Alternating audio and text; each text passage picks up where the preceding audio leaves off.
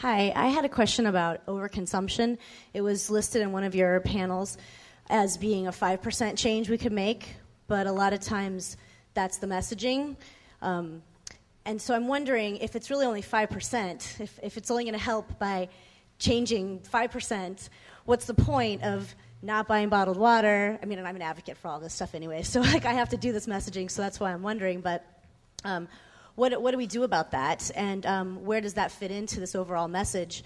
And I don't know that I trust the corporations to make those choices for us. And as a consumer, if the only way I can vote with a company is by having the market change them, the market will correct itself, but the market only corrects itself if there's no more demand. So that's a very complicated way of asking a very simple thing. I'm going to respond before I turn it over to Mr. Pierce, who can actually answer that question, by clarifying a misperception. I did not say I trust corporations. I said I trust them to do the thing that they do best, make money. I'm sorry. I do not trust them. Yeah, I got to move this forward so we don't feedback less. I do not trust them to make decisions that are good for you, me, and the world. I trust them to make good decisions that are good for the next quarterly report for the shareholders. That's what they do. Don't expect them to do anything else. If you do, you'll be disappointed, or worse. So I want to make that clear. Having said that, now Mr. Pierce will answer your real question. Yeah, I was very worried about that 5% number. I simply don't believe it. It looks like a Monsanto number rather than a WWF number. I've never heard a number like that come out of WWF and wouldn't expect it. Yeah, well, there's politics inside WWF for sure.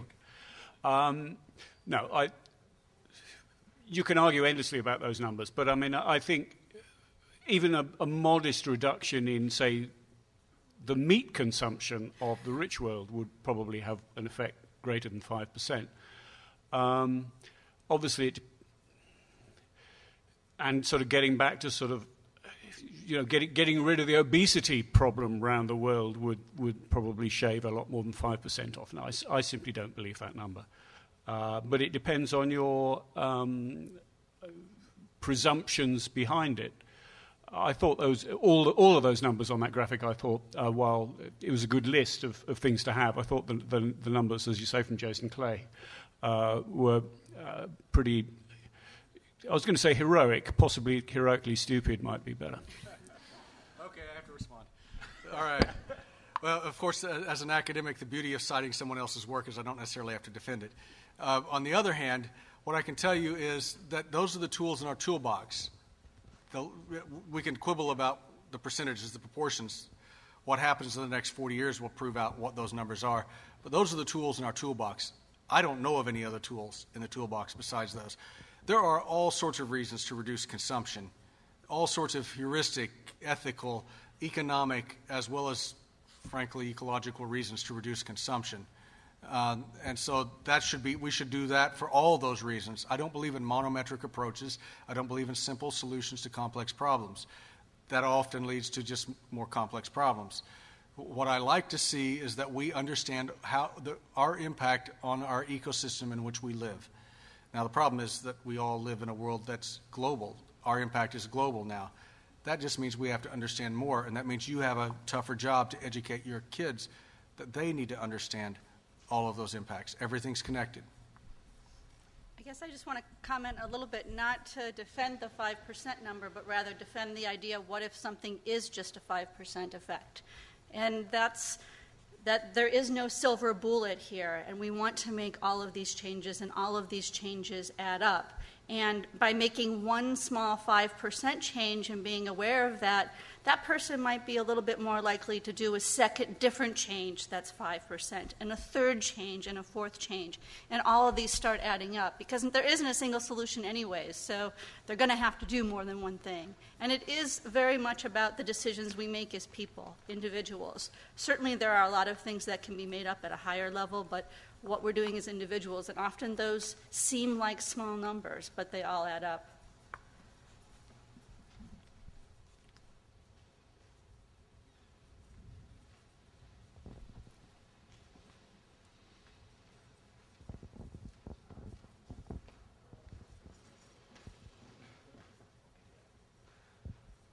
I was curious, Mr. Matlock, about, you said that the Cherokee Nation manages their own water.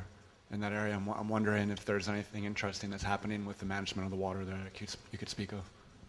We just received July of 2009 federal court ruling that gave us authority over the autonomy of our water. We've been fighting. We've been in Oklahoma since 1835. So that sovereignty debate has just been resolved at the federal court level. We've been managing our water resources indirectly. We're now going to manage them directly. I'm an environmental protection commissioner for the government of the Cherokee Nation. We have policies in place that are very similar to federal policies. But really what we recognize is that management of the natural resource means that we have to understand local issues over national issues first. So prosperity is our focus, and prosperity for us is directly tied to ecosystem services, to biodiversity. So our first goal is simply to restore the biodiversity of the region. We're losing critical endangered species by the day. We've inventoried those. The state of Oklahoma, I'm an 8th-generation Okie. The state of Oklahoma has done nothing in the last 40 years to reduce that direction. As a government, we cannot rely on state, federal governments to solve our problems in these critical local issues. We have to own these problems and solutions, and that's what we're doing. Could I just add in a question on that? If you now own the water rights legally, are you going to start selling them? That's a fair question, because our southern sibling tribes are the Choctaw, the Comanche, some others are under pressure to sell them to the Dallas Tarrant County Water District, which is in Dallas, Texas, a very thirsty city. And so the question is, should we do that? The Cherokee Nation I'll speak for the Cherokee Nation because I know the position of the Cherokee Nation. I won't speak for the other tribes. The Cherokee Nation believes that the sovereignty, it's a cliche, but it's one of those cliches that actually has some truth to it. We believe that water is the earth's blood. It's an old sort of common sort of tribal cultural myth or sort of similar vision of water as the body. And it's so you don't sell your blood. You just don't do it, only unless you're desperate and it's for money and it's payday next Friday and you got to go get plasma, right? We don't do that.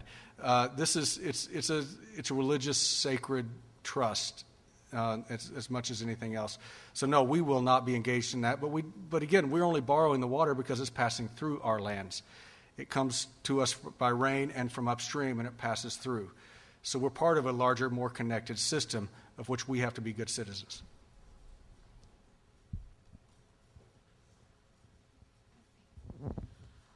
For decades in my life, I've heard of cloud seeding, controlling rain. I think this is a question for Dr. Martin. I think the Chinese tried it recently. Is this something that will never work? You know, there's great power if you can control this. I don't know if I really want to control, but what do you know? What's the latest scoop on cloud seeding and creating rain where you want it? It's not my expertise, but I know that the cloud seeding has not been scientifically demonstrated. Sometimes they seed the clouds and it rains. Maybe it would have rained anyways. And that's the problem. It's very difficult to do any sort of controlled experiments to formulate a hypothesis and test that hypothesis with cloud seeding. So actually here at the University of Chicago many years back, one of the people who were the first among the cloud seeders were here doing work. But it really has not gone any further than the idea that it was decades ago that, yes, sometimes it works. But there's no scientific basis to it, at least at this point. I don't disagree with any of that, but the Chinese are spending very large amounts of money doing it and do make claims. And some Chinese cities complain because if one Chinese city during a drought seeds the cloud and gets some rain and Chinese cities downwind don't get the rain, they get very angry about it. So there's a perception that something is going on here. The Russians also seem to be doing it on a significant scale. The Israelis claim to have had success doing it, and the Jordanians claim that the Israelis have had success doing it because they didn't get the rain. So, I mean, all this does get very political. My gut feeling is that the Chinese are not stupid, and that if they didn't think it was working at some level, they wouldn't be spending the very large amounts of money that they are spending doing it. I haven't seen any Chinese academic papers demonstrating the success. And as you say, it is very difficult to sort of do. But it hasn't been Yeah, done. but it's. I mean, over the years, various scientific attempts have been made to assess whether it works, and they have, as Pam says, kind of generally reached or not been able to conclude that it does. But that is not the same as concluding that it doesn't, if you take my point. But my suspicion is that it works sometimes, but you probably don't know quite where and when. But you have a good point, and that's that it's literally just taking the water from one place that would have ended up someplace else. So it comes down to that same idea of a water cycle that's balanced, that we have just so much of this, and it's either going to come out here or come out there. Now, there could be advantages to one place to the other, but it definitely will open up a whole new set of problems if that is pursued more, I guess.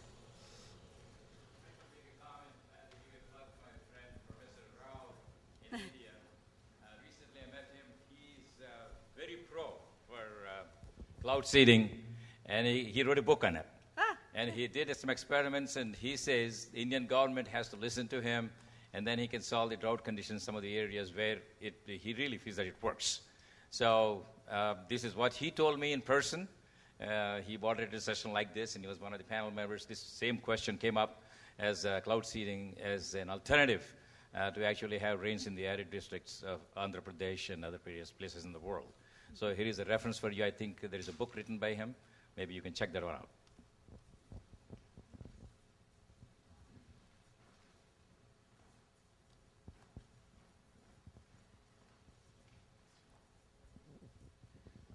Professor Matlock, you ended on kind of a positive note regarding genetic engineering and the affiliation that Gates Foundation and even World Wildlife WWF has with them. Could you comment on what I think are pretty compelling articles called Failure to Yield from the Union of Concerned Scientists, in which it just looks like the GE crop promises haven't come forth? I actually wrote a critique of that article from the Union of Concerned Scientists because I thought it was as a scientist, and make no apologies, I thought it was a poorly crafted argument as a scientific piece of debate, simply because it implied a hypothesis that was from the beginning false. Genetically modified crops in the United States have been developed and marketed for agricultural producers that are already pretty close to optimum yield or maximum yield for a given ecoregion already, just to reduce input costs. Not to push yields up because they're at very high yields already, but to reduce input costs for a given yield. That is to reduce weed pressure predominantly, as well as pest pressure. That's what those crops have been developed for, because that's where the market is. I'm not an apologist for Monsanto, Syngenta, Bayer, any of the GM companies. I'm simply arguing that as a logical argument to say that, well, GM doesn't work to increase yield is not a logical argument when the GM crops that have been developed and marketed were marketed largely to reduce input costs for crops that are pretty high yielding anyway, because the United States, our mechanized agricultural systems, for a given region, our yields are pretty close to their optimal yield. Does that make sense? It's maybe a little subtle but it just, now the question is, can we increase yield? If we're producing 20 tons of corn in Nebraska per hectare, 20 metric tons of corn in Nebraska per hectare, and we're producing 2 tons per hectare in Malawi, if we take that 2 tons and increase it to 4, what's the relative impact versus taking 20 tons and increasing it to 22? You see, same relative increase in yield, 2 metric tons per hectare, but you doubled it in Malawi. That's where we should be focusing. And that's where genetic modification, there's not been a market incentive for that, because these are poor folk. They can't pay for this stuff. And these are companies, remember my first premise about companies? They do what's in their best interest economically. They have an economic interest in developing these drought-resistant varieties that yield better, but the indirect benefit for humanity will be because of the opportunity for those places that are very low on the optimum yield scale to increase by large increment. We'll do more good doubling low-yielding crops than incrementally increasing high-yielding crops. I'm not a profit maximizer. that's not what I do for a living. I want to reduce human suffering. There's a real difficulty with GMs, because I think the technology does have great potential, but the way it's often used by the agro industry, for their own ends, not necessarily the ends, if you like, that would be more communally useful, is often has perverse effects. So it might be sounder to see the potential benefits from GM crops without giving a blank check to those companies that are currently developing, because they're not necessarily developing the kinds of traits that would be most useful for the wider world rather than for their own bottom line. So I mean, if you as they do are developing crops that allow you to use much less pesticide on your fields, that is a real benefit. If you're a cotton farmer in India, and thousands and thousands of cotton farmers in India die of pesticide poisoning every year, if they can use a cotton crop or any other crop which is resistant to the pests that were killed by that pesticide, and therefore they don't need to use that pesticide anymore, surely that has a range of human and environmental benefits. And I would be very reluctant to say that developing that crop was a bad idea. Similarly, if you can develop crops which have improved yields in low-yield farming areas, perhaps through better drought resistance, you're having a range of effects. You are potentially protecting people against drought and potentially against famine. You may be protecting ecosystems that would otherwise be destroyed in order to extend agriculture to produce the food that's necessary.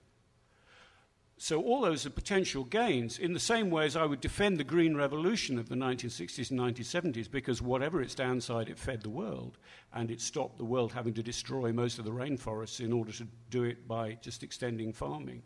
Similarly, there are benefits here. The trick, the problem, is how to manage, how to control what is done, how to have public accountability for what is done, for the kind of research that's pursued, the kind of regulatory controls to ensure that there aren't environmental or other downsides. And perhaps almost more than anything else, not to, if you like, squeeze out poor marginal farmers because they can't afford the seeds. Or, in other words, there are a whole series of political and economic and regulatory issues which are real and important, but I don't think that they undermine the case that GMs could be valuable. They're not a silver bullet that's going to solve all farming's problems, but they are potentially a useful tool. Sorry, that's a rather long answer, but I mean, I think don't throw the baby out with the bathwater. You need to add, though, the environmental risks that are in there that are unknown. So, on one Sure. hand, that's a big unknown right now. I think if we can get some way of quantifying that and understanding it and controlling it to do some, then it makes sense. But right now, yes, we have benefits, but what are we weighing those against? And that's really poorly defined right now. I think there are very serious issues about genetic pollution. So, for instance, maize corn crops in their heartlands in Mexico, if you're introducing GM maize into those regions, you're going to get genetic pollution. What effect is that going to have on the traditional varieties? I mean, yes, there are a whole series of issues. And the problem is, or one of the problems, is that the corporate sector gets so powerful, and if you like, the arm lock that it has by saying we can improve yields and we can, improve drought tolerance and all that stuff. They put an arm lock on the policymakers, which stops sensible policy-making decisions being made. So, as I say, I think a lot of it's about government, it's about regulation, it's about accountability. And those very big corporations, and we know the names, are very good at riding roughshod over that for their, at any rate, short-term benefit. Comes back to some of the things that we were saying earlier about the morals or other lack of them of corporations. Just not to put too fine a point on it, but to the environmental risk issue, I'm an ecologist, and it's a central concern. There are environmental risks for everything we do. Certainly there are environmental risks for genetically modified organisms, especially transgenics. And there are things we oughtn't do that are just patently dumb from the outset. Using using resistance to antibiotics as a genetic marker for something that you care about in a plant. That's just kind of dumb from the beginning. The guy or gal who did that ought to get thumped upside the head. Those are the sorts of dumb things we do sometimes in the academy and the sciences. But I can tell you that we have fairly high certainty what will happen to our ecosystem if we don't do something different than we're doing now, which is it will be eradicated. All ecosystem services that we depend on are fundamentally at risk. So we have to do something different than we're doing now. I can't prescribe what that something is, but I think the World Wildlife Fund's approach, the tools they've identified, are reasonable tools to begin with a recognition that we've got to be transparent, we've got to monitor, we've got to assess, and we've got to revisit. We have to be engaged, and your students have to understand this complexity. We can't defer. I think that's the central message here. We cannot defer. And I think that's a really important point to bring up to your students as you're having this debate. If you are talking about GM plants and the ecological risks, and we hear people complaining that some people have adverse reactions to the GM products that they eat, that maybe they're not used to the changes that are in those products. But then, to end on that note, after you have that debate in terms of, well, something has to be done, and do the risks do the benefits outweigh the risks, and how so? I think, sorry, just add one thing. I mean, I think the kind of discussion we're having is absolutely a discussion that you can have in the classroom. It's not so, the danger in a lot of these debates is that people sort of try and pay some scientific trump card. But I know something that you don't. And actually, at root, a lot of these issues are just about the straightforward things that we're talking about here, balancing risks. And that's something which, you can do in the classroom. You don't be seduced by the sort of cult of the expert. This is not really about experts. It's about citizenship. One of the risks I just want to mention is allergies, because these plants are related. Potatoes and tomatoes are cousins, that kind of stuff. And you can increase the allergy rate in the population when you mix cousins. That's why I'm mentioning that. That's the only thing as a biologist that I would see would be a problem. Well, something is increasing the allergy rates in the population right now, and we don't know what it is. So I agree you could. And what is required, I think, is here. Actually, maybe this is where the cult of the expert needs to come in to just try and find out what the hell it is, as well as obviously heading off future problems. But if we knew what was causing the increase in the allergy rate now, we'd probably have a better handle on what to do in future. How many of you guys have classroom gardens? Tisk, tisk, tisk, tisk. It should be mandatory. Oh, but we have testing criteria that don't allow us to allow our students to go out and actually grow crap. So they eat crap because they can't grow it, because they don't know how to grow it, because they don't grow it in their homes. There's not a single balcony in the city of Chicago or in your hometown that can't grow enough fresh vegetables and herbs to supplement a standard diet. It doesn't take that much. The old Victory Garden concept works. The Michael Pollan notion that we ought to grow our own stuff is a simple concept. Why don't you ignore a section of that standardized test performance requirement and actually have the students go out and do something in their classroom? I'm being critical, I'm sorry. But they need to learn to grow things, because in learning to grow things, they understand how things grow. And they understand a little bit more about their food supply and its robustness. And they understand the difference in the taste in a real tomato and that thing you buy in the store. And they understand also that sometimes things have spots on them and they're still okay to eat. Those are things that the students need to learn. I'd like to bounce off what you said. I'm in a K through 12 school, and this year our senior class gave each one of our divisions a hoop garden, and I'll be in charge of it. The problem we have in schools is our growing season is September to June, so the hoop garden's going to solve the problem.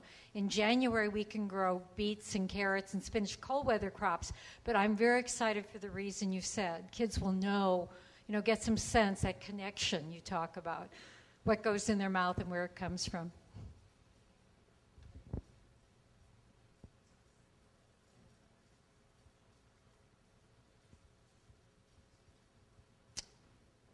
Questions?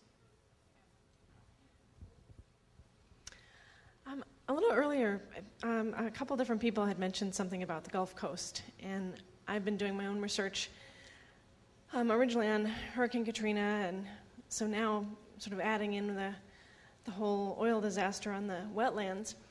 And I know that wasn't our main focus, but it seemed like nobody else was asking a question. The microphone was right here, so I wondered if we could maybe have a conversation about this, because the issue, when I went down to New Orleans in March, I learned much more about how devastated the wetlands already were. And then they were saying maybe, possibly 20 years before they're going to be destroyed. And that was before the oil disaster. So as soon as that hit, my heart just dropped, because I had months before been sort of more conscious of now the imminent destruction of the communities, the ecosystem, the economy, and a lot of the people that I've been looking at had been indigenous communities south of the city. So again, it's very, very interconnected, all of these pieces. And so I'm trying to, there's not really a question in there, but maybe other people could just kind of speak to this, because I think it's probably the critical issue, certainly on my mind. I think a lot of people these days. So.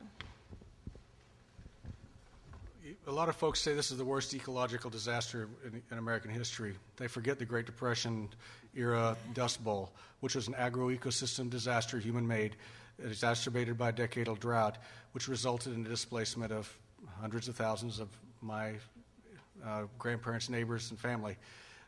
And my daughter's reading for ninth grade, Grapes of Wrath. Those of you who are ninth grade teachers know. Right now, John Steinbeck's sort of epic tale of the impact of that agroecosystem failure. What the Gulf Coast is experiencing is a man-made ecosystem failure, not on the level of the Dust Bowl, and will have that kind of compounding impact economically as well as ecologically. Now, what emerged from the United States after the Dust Bowl was the Soil Conservation Service, now the Natural Resource Conservation Service, and the implementation of conservation agriculture, which is now where we slingshot it out of basically scraping weeds out of dust into one of the more productive agroecosystems on the planet. That's a good news story in some respects. That was a response of government, local, state, federal, and mostly individuals to learning a lesson about our dependence on ecosystem processes. Perhaps we're as smart as our grandparents were. Perhaps we can learn those lessons too, perhaps. Yeah, you raised a number of issues. Just to respond on the Dust Bowl, of course, one consequence of the Dust Bowl was that people started tapping the Ogallala Aquifer. There are some perverse consequences when you do good things, and I wouldn't say that it was wrong to have started to do that, but nevertheless. On wetlands, roughly half the world's wetlands have already been destroyed by one means or another, not necessarily pollution, but principally by draining and extension of farming. We've destroyed as many of the world's wetlands as we've destroyed the world's rainforests, and they're arguably at least as important ecologically and in terms of biodiversity and everything else, but we talk much less about wetlands. Wetlands are a critically endangered resource. But I think I'd put a bit of perspective on what's been, and I'm not just because I'm a Brit and it's British Petroleum and all that, but I would put a bit of perspective on what's happened down there. There is another huge ecological disaster which has been going on in the Gulf of Mexico for a while, which is something they call the dead zone, which is all the runoff from fertilizer for the whole Mississippi Delta system coming down into the Gulf of Mexico, so fertilizing the marine algae there that they bloom such an extent that when they die, which they do after a few weeks, they consume all the oxygen. Even before nothing to do with the oil, every year, very large areas of the Gulf of Mexico have been completely dead. We don't hear much about that because it doesn't touch the shore wetlands. And everybody in the context of BP was talking about, well, when it hits the land, that oil's done a lot of damage out to sea. Okay, well, that's another perspective I would put on it, just to show that I'm not being parochial Brit, is the ecological disaster out in the Gulf of Mexico and on those wetlands is as nothing compared to the ecological disaster caused by oil companies in the Niger Delta in Nigeria, with huge ecological and much greater social consequences to the extent that there's effectively a civil war going on down there over what the oil companies have been doing. And the oil company involved there is Shell, another British oil company. I'll stop there. I guess I just don't want to answer it, but address the idea, and that's you named several different environmental problems before it was hit most recently with this. And it brings up the question of something my graduate students really interested in, and that's the resilience of an environment. And the idea that our coastlines and other certain environments are just being battered. And they're already in this state with the dead zone of a non-natural state where maybe without the compounded three problems, they would be a more resilient ecosystem. But now that we've had these multiple problems stacking up on it, what's going to happen? And I think that that is going to exacerbate the problems of recovery. I mean, Katrina recovery was exacerbated by the dead zone. All of these things fit together. And on the other hand, if we can look forward to a positive thing like some solutions to the agriculture problem and addressing our needs in different ways and become more aware of the ecosystem services and really think about what the ecosystem provides and take into account that we can establish or reestablish more resilient ecosystems, then when we do have man-made disasters like this or natural disasters, we could be in a better place for recovery for them. Oh, just to ratchet up the politics a bit, the Indian government still has an extradition request out for the chairman of Union Carbide, responsible for the Bhopal disaster, which killed thousands of people, and again rather puts a bit of perspective on what's happening in the Gulf. I don't reckon he's going anytime soon. We had talked earlier about the enormous amounts of water to grow cotton and rice and alfalfa, for 3 examples. What do you propose should be enforced in different governments to sort of alleviate those issues with those particular crops? Do you think that there should be regulations put on by government? Yeah. I work with environmental regulations my entire career. Rarely are they effective at their desired outcomes. Oftentimes, they're brute force methods. You're doing surgery with a sledgehammer with regulations. There are times when you need regulations to set the floor for behavior, and nothing there below that shall be allowed. That's appropriate for pollution. That's appropriate for safety. That's appropriate for other things. But for agricultural producers, what we should have is rational policy for water resources that allows for the appropriate valuation of the resource, and then allow local communities to make decisions on best how to allocate those resources based upon their own value structure, economics, because they'll be the ones paying the price. Otherwise, what will happen is the regulations, as always, will be co-opted by the powerful, because that's what happens in governments. The power co-ops, and so it's not a process that I grew up in the 70s, 80s listening to stories about the American Fruit Company co-opting resources in Central America. Of course, all you have to do is watch Johnny Depp movies to understand about East India companies and its ability to co-opt resources. That's the way you end up with. That's what regulations end up doing, is they end up serving power. And so that's why I don't trust that. What I trust are rational markets that are uncoerced and that are transparent. And then I trust people to make good decisions. Yeah, I think with cotton there's a bit of a problem with that, I think, in that in most countries where cotton is a large industry and has a large ecological effect, it is sustained and more or less developed by governments. I mean, without the government of Uzbekistan determining that industry, there would be no large cotton industry destroying the Aral Sea. Without the government of Pakistan allocating water supplies, there would be no huge cotton industry in arid Pakistan. These industries are usually on such a scale that they are, if not initiated, fundamentally underpinned by government policies. So I think at that point you can't sort of back off and say, well, let the market, let's have rational market decisions. It's a profoundly irrational, unmarket system to start with. Well, what you just described the phenomena I would fear, which was that those are policies that are put in place that have the consequence of eradicating a fundamental resource necessary for the economy and causing human suffering to boot, as well as ecological destruction. That was a conscious policy designed for a purpose. Big writ policies are very difficult to implement in a rational way without those sorts of unintended consequences. So you're going to have policies to support and underpin cotton growing and then policies to suppress cotton growing in the same, you see, at this point, remove the bad positive influence and perhaps let markets work. You just described a phenomena that I would want to avoid.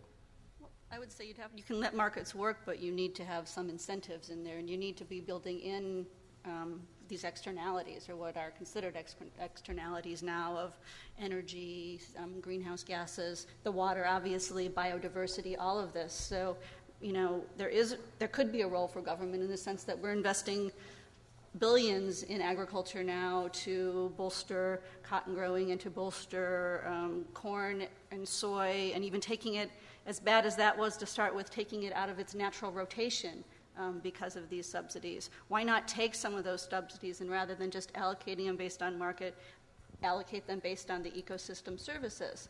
That's the idea. So but there is a role then for government into helping to push this. NRCS is supposed to be developing ecosystem services incentive program for agriculture to pay producers to enhance ecosystem services, sort of like we've been doing for conservation lands and other things in the United States. What I would argue is that there is one big influence that's more powerful than all governments in the world, and that's the power of the consumer. And consumer choices are starting to matter. Informed, transparent consumer choices matter dramatically to major box stores and to their suppliers, the people who sell to the major box stores, which would be about 80% of consumer goods. So what that means is consumer packaged goods companies are very concerned about what the citizens think about them and their brand and their company, and they're very concerned about you thinking ill of them. They don't necessarily want you to think of them as green. They don't want you, as long as you don't think of them as brown. If you think of them as green, that's even better. But they recognize that you're probably not going to buy their product versus another product that's a proportion cheaper because they're green and the other product isn't. But if you think of them as not green, then you may buy the other product just because. So they're very conscientious about that. The value of you, the consumer, the value of having people write books to describe what those companies are doing, transparency, the value, yes, there you go. Transparency and the value of knowledge and the consumer's decision-making is among the most powerful forces from humanity's perspective on the planet. Yeah, I was just going to say the same thing, and I think we don't often get change without outcry, and we're very privileged to be able to read these books and hear these talks, but there's a lot of people around the world that have no idea how much water goes into the food and beverage that they're consuming, and that's part of the challenge, and I think really the important part of you all being here to talk to your students about this, about, why do their actions matter? Why do these individual actions matter? And then if we are to take it a step further and do these sort of inter-school projects that we could potentially in a couple of years take outside the boundaries of the United States and talk to students in other countries to do similar projects and talk about these issues, it's really raising awareness of how much water goes into these crops. Mm-hmm. Yeah, can I just add in a point? I agree absolutely with what you say. The power of the consumer it's the only thing that really scares corporations. Corporations can handle governments. They can buy them off. They can lobby them. They know how to handle them. Consumers, much harder to handle it. If you've got a groundswell of opposition to your brand, to your company, you are in serious trouble, and they know it. So consumers are really powerful. One problem with the cotton industry is it's very, very difficult to find out where cotton in your clothing comes from. I mentioned Bangladesh and how most of the cotton there comes from Central Asia and destroying the Aral Sea. It was immensely difficult to find that out. You talk to growers around the world, they literally don't know where their cotton is going, what clothes it's going into, where it gets turned into clothes. You talk to the retailers, and they told me, and I do believe them, that they didn't know where their cotton came from. There are these big combines, Cargill and others, the big commodity traders who basically buy all this stuff up and put it in one big pot and then sell it on. And it's quite convenient for some people, but nobody knows exactly where that cotton is coming from. And there are a number of other commodities that fall into that category. That makes it quite difficult to pin the blame on individual brands that we know about. But I think it would be really useful if people did. As a classroom exercise, I think it would be fascinating. I read a book called, why I explored this, I read a book earlier called Confessions of an Eco-Sinner, which is basically trying to find out where the stuff that I buy comes from and what the environmental footprint and the social footprint of it all was. And it was... I think that's something which classes could do. Pick a few products, pick a few things that a lot of people are wearing or eat or whatever it is, or brand of coffee or whatever. Try to find out where that comes from. Sometimes it's really hard. As I say, the cotton case is very hard. Sometimes it's rather easier. But whatever, I think you find out quite a lot about the social implications of buying that stuff and the ecological implications of buying that stuff. And, as a sort of project, it would take a little bit of time writing off to people and so on. But as a project for a class, I think it would be fascinating and really quite revealing about the environment, about global resources, about the global economy, if you like. It's just basically how stuff happens. I'd recommend that. Certainly for journalists can do it. Any, students can do it, I actually have a quick question regarding regulations as well as agriculture. We've been hearing a lot recently about energy independence and moving towards ethanol derived from agriculture. What effect does this have throughout the world? I've read also about these pine oil plantations and soy plantations in developing countries around the world, as well as corn grown here in the U.S. And I know the U.S. government has a pretty hefty target of like 20% ethanol by like 2020 or something. How does that affect the way water is used throughout the world, and are we shooting ourselves in the foot while trying to solve our energy problem? Not in the foot, in the head. Because I have a general bumper sticker response for that. Food for fuel is foolish. It's that simple. There are other ways to generate biofuels that do not compete with the food supply. Having said that, I recognize that there are no simple answers to complex problems. Our fuel supply is a complex problem. What our agro-industries and regulatory communities and governments are doing is understanding that we have to build a bio-based infrastructure in order to move from petrochemical dependency to a bio-based economy, and that the easiest politically low-hanging fruit, no pun intended, is corn. Because we do generate excess corn, and it increases we subsidize the corn market in many ways in order to ensure that it's profitable, so that we have it for our own national defense, among other reasons. So it's a profitable crop. The downside of that is you get the 2008 sort of crunch, and you see just how tight the supply chains are, and suddenly you start pulling on the string, and every other market on the planet starts shifting around. And you have food riots, and you have other issues that emerge. Add that with a series of droughts or other disruptions of production and yield, and suddenly our markets are in chaos. That's the danger. So I understand that we're on a very complex, tedious pathway to go from where we are to a biofuel-based economy, and it's going to take 50 to 75 years because, frankly, oil's too darn cheap already still. Even at $200 a barrel is still too cheap to really move us that way.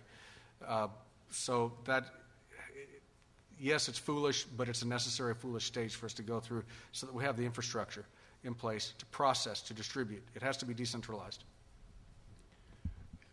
Yeah, I think what happened with the first generation of biofuels is pretty crazy. I mean, as Lester Brown, the environmentalist, says, and I have no reason to disbelieve him, that if you fill an SUV tank with bioethanol, that requires as much corn as it takes to feed an African for a year. So we're talking serious amounts here. And as I understand it, roughly 20% of the U.S. corn harvest a year or so ago was going into biofuels already, something which kind of happened almost from a standing start. I also understood that the push to do that had quite a lot to do with lobbying from, I could name it but I won't, but one of the big commodity traders who was really quite keen to push up the price of corn and was spectacularly successful in doing that. So, there are a number of issues floating around here. I do, as a kind of a little bit of a sort of closet techno-optimist, I do think there is potential with second-generation biofuels which don't basically take land or large amounts of water from growing food. And now that could be done using agricultural waste. It could be done using algae. There's quite a lot of interesting technology using algae, which you can grow in sort of tanks or even in the oceans to develop biofuels. Where are we going with biofuels? My gut feeling is that our automobiles won't be running on biofuels in 20 years' time. They'll probably be running on electricity, and the question then is how you generate the electricity. But I can see a role for biofuels in something like aircraft. You can't plug a 747 into the mains, every 100 kilometers, every 100 miles or so. There are certain uses for which biofuels might be really handy, and I suspect that aircraft may be one of them. So let's not write it off, but the idea of the whole world's transport fleet running on biofuels, I think, is pretty fanciful, and that probably really would lead to billions of people dying of hunger. Well, I know the focus is on water, but we can't really just think about water when you're talking about biofuels, and you really need to think about it as all of the environmental impacts. The first-generation fuels may or may not be coming out ahead on energy, depending on who you talk with or which paper you read. It's pretty clear they're not coming out ahead in terms of greenhouse gases. One of the reasons we turn to biofuels, if you do the entire biofuel balance for ethanol, it's a loser. It's adding more greenhouse gases than we are averting through the whole life cycle. So it just doesn't make sense on so many different, in so many different arenas within the environment. But that said, the second generation, there may be, there likely will be some hope for things like some switchgrasses, or where they could be providing other ecosystem functions before they're being harvested as a biofuel. So it doesn't, there is a place for it, but I think we acted much too quickly with the ethanol.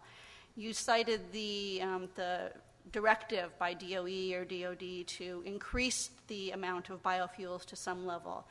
At the same time, and for the same target date, the EPA set a level of reducing the size of the Gulf of Mexico dead zone. It is impossible to meet both of those goals, given any available technology. You cannot do it. By having all of that grain, you're going to be increasing nitrogen runoff and some phosphorus runoff and hydrologic changes to the cycle. All of those together are what form this dead zone. So you're going to grow the grain and you're going to grow the dead zone. You can shrink the dead zone, you need to get rid of some of that grain. Except I'll offer one of the grand ironies of the Gulf oil disaster, which is what we're doing is, once the volatiles, the toxics wave or evaporated or biodegraded, what we have left are the longer, medium, and long chain oil molecules that are relatively high quality food for the bacteria. But those bacteria, as you should be teaching your students, all living things require oxygen, carbon, nitrogen, phosphorus, and you go down the list of micronutrients. They have lots of carbon now because that's what the oil is. They don't have much oxygen. That's why they're sucking up all the oxygen and creating the dead zone. Well, let's say we give them oxygen, and that seems to be what's emerging as the most viable technology is just to oxygenate the heck out of the Gulf coastal fringe on those ecosystems that matter most. So high energy input oxygenation. So let's say we do that. They're going to be nitrogen deficient very quickly. Well, thank goodness we have all that nitrogen coming down the Gulf of Mexico or the Mississippi River to feed them. So we may be inducing a phosphorus limitation. Next, we may have to fertilize the near shore waters with phosphorus in order to fully metabolize all that carbon. Again, we're only riding on this planet. It holds the sardonic key, and it's fairly how would you say, it's an ironic experience. Thank you very much. Please join me in thanking our panelists one last time.